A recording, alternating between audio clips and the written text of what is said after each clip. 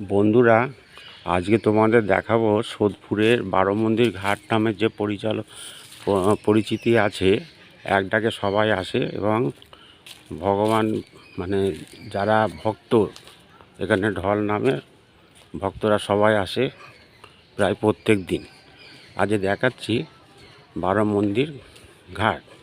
এইখানে আছে তোমার টোটাল 7টা, আর ওই দিকে আছে 7টা মন্দির এইখানে আছে, আর এই দিকে আছে তোমার 5টা ওই দিকে। ঠিক আছে, সুতরাং এই 7 আর 5-এ 12, আর এই মিডিলে তোমার ঘাটে যাওয়ার রাস্তা।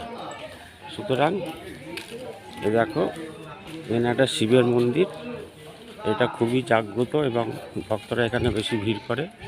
সব মিলিয়ে এদিকে হচ্ছে 7 আর এইদিকে হচ্ছে 5, তো 7 আর 5-এ 12।